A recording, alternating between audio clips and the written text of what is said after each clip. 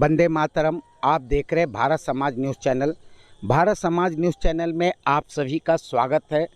भारत समाज news channel पिछले कई एपिसोड आपको दिखा चुका है क्या शहजाद को मिलेगा इंसाफ। यह घटना भलसवा डेरी जे कॉलोनी का है।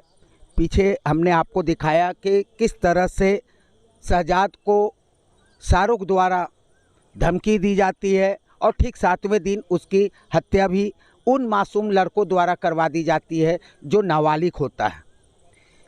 उन लोगों को अरेस्ट कर बाल सुधार गृह भेज दिया जाता है और एक को तिहाड़ जेल भेज दिया जाता है जो बालिग था। उसके बाद एफआईआर दर्ज हुई। एफआईआर दर्ज में ये लिखाया गया कि शहजाद एक क्रिमिनल प्रविष्टि का लड़का था और उसका काम आए दिन स्नैचिंग और छीन-छोड़ी करना था। यह सिद्ध करने के लिए भारत समाज न्यूज़ चैनल उस मुहिम पे निकल चुका था जहां शहजाद रहता है। जब शहजाद के पास पड़ोस के लोगों से पता चलता है तो उसकी सच्चाई जो एफआईआर दर्ज में लिखी गई थी वो सामने आता है कि जो भी एफआईआर दर्ज में लिखी गई है वो झूठ है। उसने भी करवाया है, कराया, उससे कड़ी से कड़ी सजा मिलना चाहिए और उसका भी वही हाल होना चाहिए जैसे उस बच्चे का हुआ। अभी तक कोई रोटी नहीं खा रहा है। आप देख सकते हैं ये महिला भी भावुक हो चुकी है और ये इनके आंखों में आंसू आ गया। अब इसी से पता कर सकते हैं कि उस बच्चों ने इस मोहल्ले वालों के दिल में कैसा घर बना रखा था। गलत करके छपाया है, वो सरासर झूठ है। अब वो छपाया किसने, उसकी पहले आप पकड़ करिए। जब ये चोर पकड़ा जाएगा किसने करवाया है ये, तो ऐसा लड़का है ही नहीं। जिसने भी छपाया है आपको पता होगा कौन सुनने भी आने किन्ने, ना तो वो गुंडा था ना बदमाश था। देखिए एक छोटी सी बच्ची है, इसके भी आंखों में आंसू आ गया जबकि ये मोहल्ले का निवासी। पुलिस प्रशासन जो है खुला आरोप लगाता है कि शहजाद जो है वो गुंडा क्रिमिनल प्रविष्टि का था।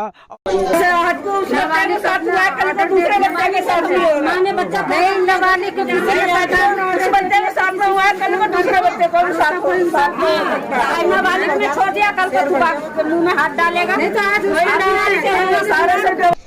ये क्षेत्र जो है एक मुस्लिम समुदाय का क्षेत्र है और इस क्षेत्र के अंदर में एक मस्जिद भी है।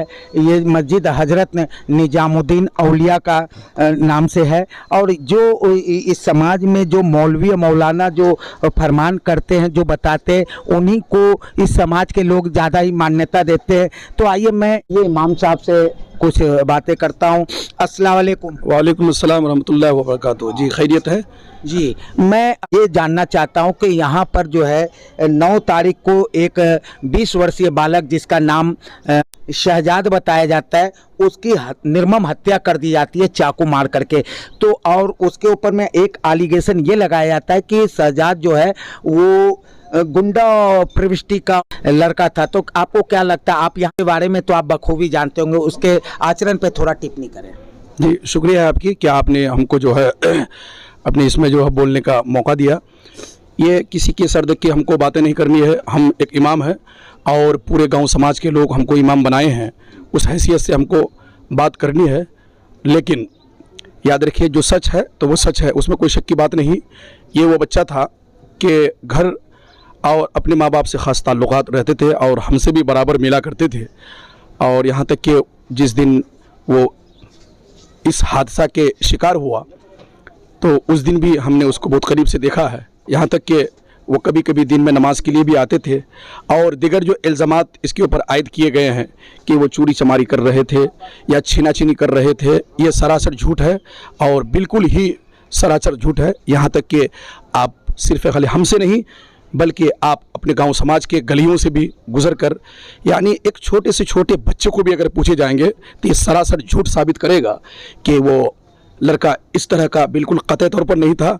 बल्कि एक इमाम की हैसियत से तो मैं उसके लिए इस चीज़ की बिला शक व शुबा इस चीज़ का मैं तस्दीक कर सकता हूँ कि वो बच्चा था कि कभी ऊंची आवाज़ में हमारे सामने बात तक नहीं करता था। और यहीं तक नहीं, इंतकाल के मौके पर बहुत सारे छोटे बड़े लोग भी ये बात बोले कि गली कुचों से भी जाता था तो अगर कोई उसको उसके आमने सामने आता था, अगर कोई बड़े आदमी अगर उसको कुछ कह दे तो फ़ौरन सर नीचे करके सीधे अपने घर तक जाता था। मैं अपने इमाम की हैसियत से इतनी सारी बातें आप तक मैं पहुंचा रहा हूं, लेकिन इन तमाम गुंडागर्दी और इस तरह की बदमाशी काम जो इस बच्चे के साथ हुआ है, ये एक शहजाद नहीं बल्कि जितने माँ बहन यहाँ मौजूद है, हर एक माँ बहन का ये शहजाद है, हर एक बाप का ये औलाद है, समझे कि नहीं। ये भरपूर तरीके से कोशिश ये करनी चाहिए कि इन तमाम चीज़ों को मतलब कैसे ख़त्म किया जाए, जहाँ तक हो सके ख़त्म करने की कोशिश करनी चाहिए। और मैं दुआ करता हूँ कि ये इस तरह की काम जो है और आइंदा ना हो सके। अल्लाह ताला परवरदिगार आलम हर इंसानों को ज़्यादा से ज़्यादा इत्तिहाद, इत्तेफाक और मोहब्बत के साथ जीने की तौफीक अता फरमाए, चाहे वह कोई भी हो, मुसलमान और हिंदू से कोई ताल्लुक़ नहीं, बल्कि याद रखिए औलाद तो औलाद है, सबके लिए बराबर है, चाहे वो किसी भी कौम से ताल्लुक़ रखता हो। मैं चाहता हूँ कि ये इस तरह की चीज़ें नहीं होनी चाहिए। अल्लाह हिफाजत फरमाए। मौलवी साहब ने बताया कि वो लड़का इतना शरीफ और सज्जन था कि वो सिर्फ अपने माता पिता के ही बच्चे नहीं थे, वो पूरे मोहल्ले वालों के लिए बच्चे थे, सिर्फ अपने घर के बहनों के लिए भाई नहीं थे बल्कि पूरे मोहल्ले वाले का भाई था। और आज जो इनके ऊपर में आरोप लगाए, जैसा कि ये मौलाना साहब कहते हैं कि ये सत्य का फरमान जारी करते हैं, इन्होंने अपनी जो दिल में भावना थी, जो सत्य थी, जो उस बच्चों की सच्चाई थी, उन्होंने सामने रख दिया। मैं रणजीत गुप्ता, भारत समाज न्यूज़ चैनल, दिल्ली। क्या शहजाद को मिलेगा इंसाफ? भाग 4 में देखना ना भूलें। जिन लोगों ने भारत समाज न्यूज़ चैनल को सब्सक्राइब ना किया है वो सब्सक्राइब कर लें और देखते रहे रणजीत गुप्ता के साथ भारत समाज न्यूज़ चैनल।